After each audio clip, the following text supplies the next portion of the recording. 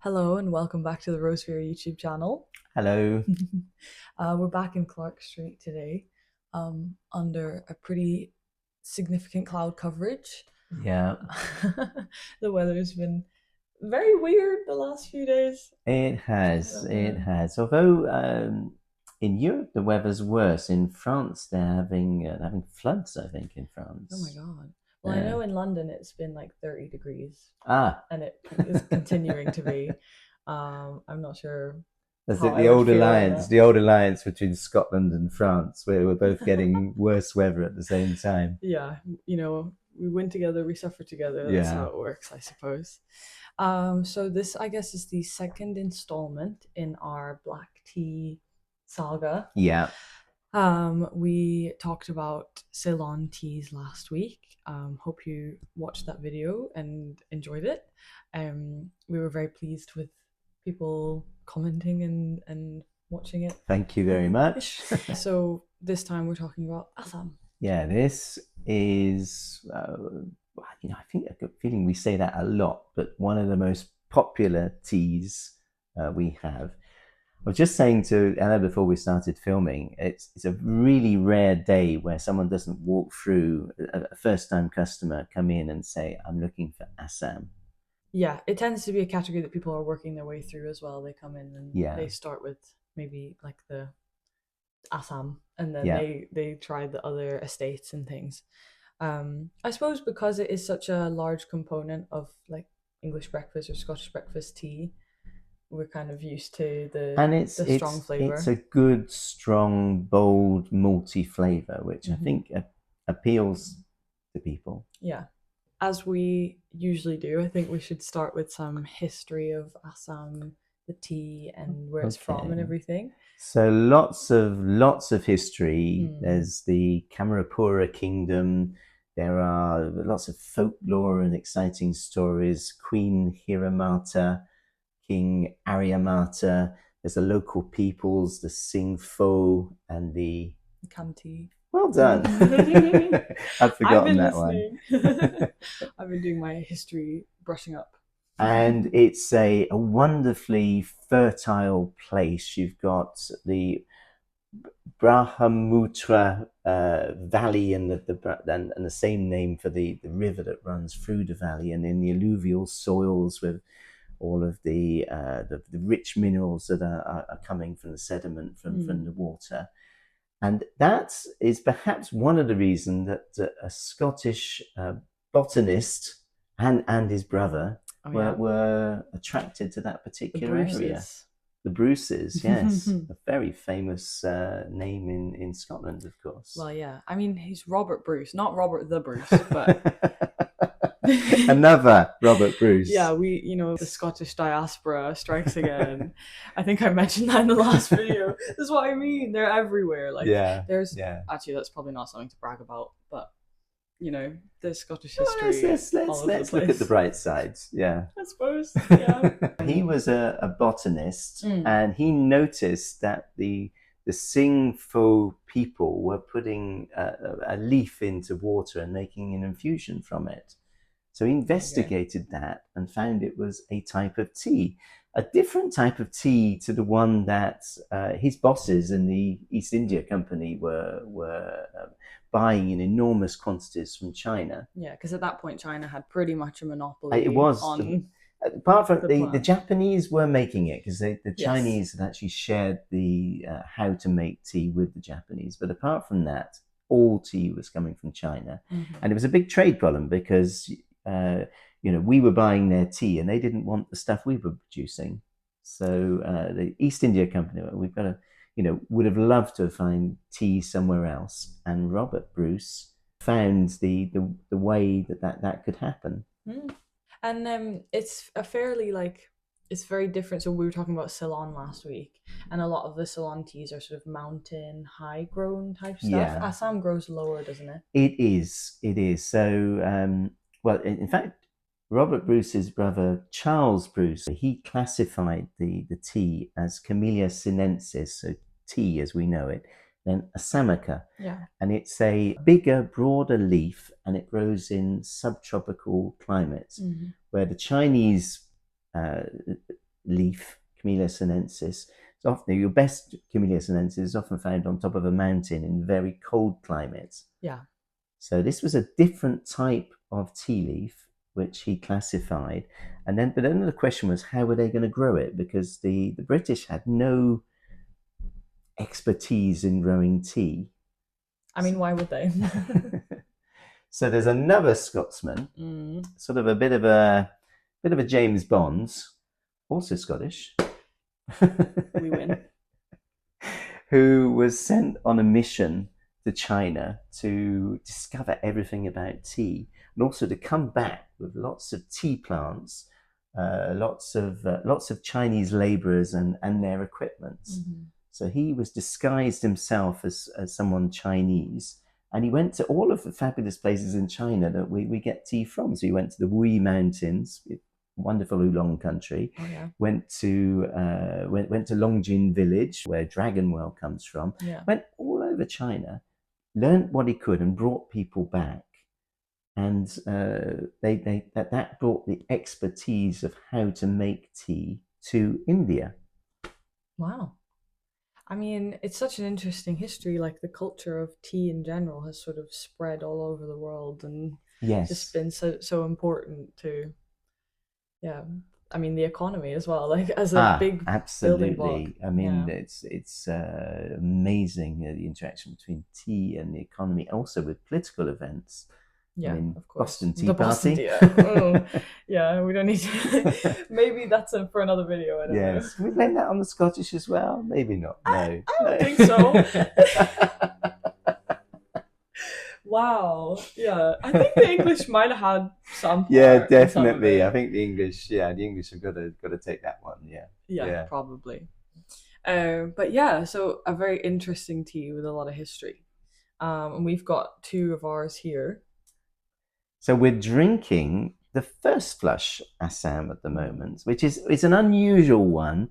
It's not a big seller. It's not got all the characteristics of people who want Assam, what they're looking for. It's quite a unique one. It's an unusual one. Yeah, I mean, I think that's what the benefit is of having such a big collection, is that there are certain things, like this is a very specific tea that the people who love it. Yeah, absolutely. And it's a very interesting one, but it's very much unique to the Assam family. Yes. Yeah. Because it's a first flush. So if you'll remember our flushes video, it's the harvest in March time, and it's a lot lighter.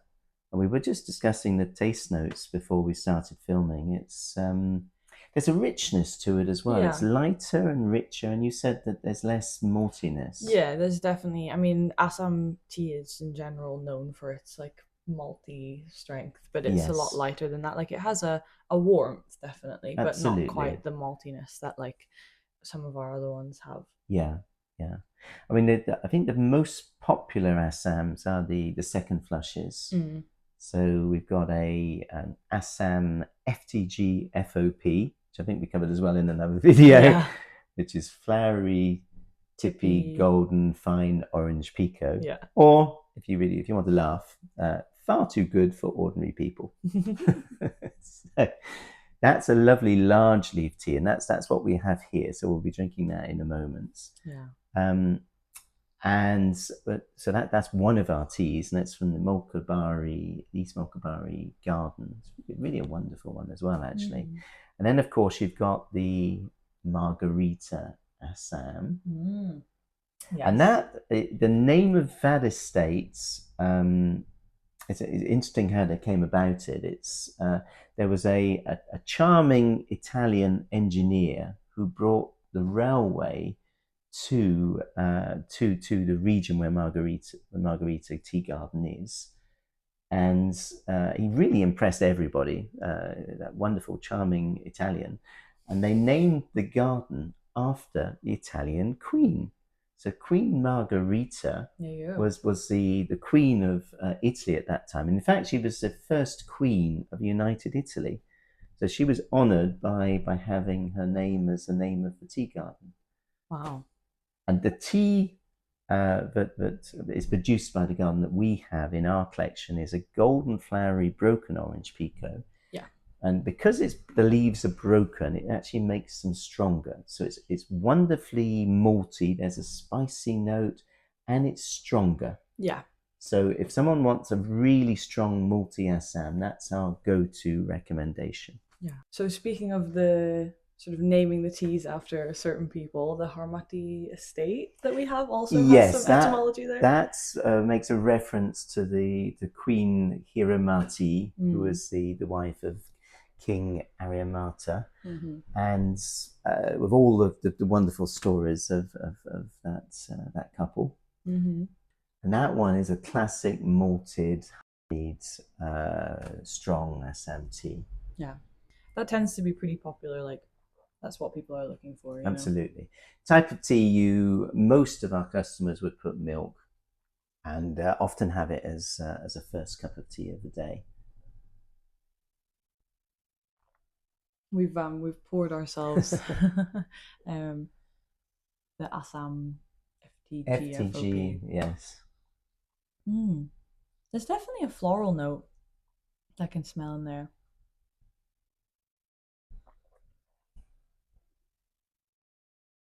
Feels like it's like a jasmine-y note, some sort of like flower.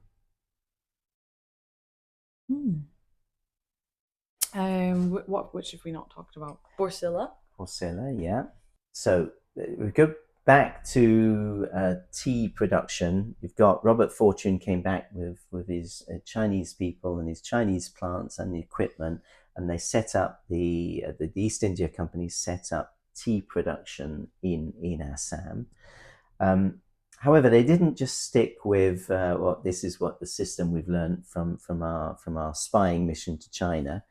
They also invented a new type of tea, which is CTC, cut, tear, curl.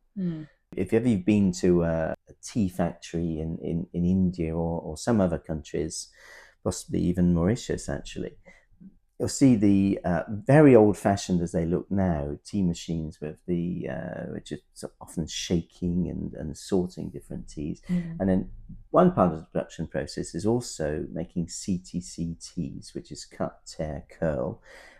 So quite small pieces of tea and very, very strong. We don't have many of those. We've got, in fact, just as on its own, just this one, the Borsilla, from the Borsilla Tea Estate. Yeah. And it is our most malty Assam tea. Yeah. And it goes extremely well with milk. Yeah. So although it's an unusual tea in our collection, we sell to the people who buy it. They buy huge quantities of it. Yeah. They come in and say, a kilo, please. Yeah, we've got some Borsilla addicts. Sure. Borsilla addicts. Yeah. Well, it's such a good one. And also, like, if you're making pots and pots of it and, adding milk and stuff, it's just kind of like an ongoing. Yeah. It's not a sit down and like. By the way, on the question of milk, I think personally that the higher the fat milk you put into an Assam, the better. Oh, really? So even using Jersey milk, that works very well actually. It's not one for semi-skimmed or skimmed milk. I think you need that creaminess to marry with the honeyed and malty notes. Interesting. Okay. I mean, I might be using that as an excuse to buy some full fat milk. Yeah, personally, I think that's the same type of milk you should use with porridge. I'm really in favor of high fat milk, actually. Oh yeah. Yeah, it's a good one. So yeah, I mean that's the 5 that we've got, and then obviously any breakfast blend other than our Queen's breakfast is going to have Assam in as well. Almost all breakfast blends, the Assam is the backbone to the blend. That actually means that the vast majority of people who drink tea every day are having some Assam. Yeah. So particularly if all of the people drinking tea bags, for instance, oh yeah, definitely, it's going to be a mostly portion of Assam, probably not as big as it ought to be because it's a more expensive part of the tea than say some of the other teas like. Yeah, I suppose it's sort of an intrinsic part of any tea drinker's life. They're kind of always going to have, probably always going to have some sort of Assam based thing in their cupboard anyway. And of course, the Assamica leaf, classified by Charles Bruce, the brother of Robert Bruce, that you find in lots of different teas. So another of our very popular teas, Yunnan Black, is actually the Assamica leaf, so Camellia sinensis assamica. It's anywhere with a sort of subtropical climate is propitious for using that tea leaf. Mm-hmm. I think it's interesting, like, to think about where your food and drink comes from. Sometimes it can be a little bit like of an odd connection to think of, like, this thing that I'm drinking right now was is a plant in this country and this country, and like growing in the alluvial soils of the Brahmaputra Valley. Yes, exactly. And then at one point it was sort of classified, discovered by a botanist, and that sort of thing. To have sort of such a normal thing in your life that you just drink some tea, and then to think like it's had such an illustrious history of being a plant and being across all these different continents and everything. Yeah, very cool. So I guess that's Assam. Thank you very much for watching, and please like and subscribe. All right, see you next time. Thanks, bye.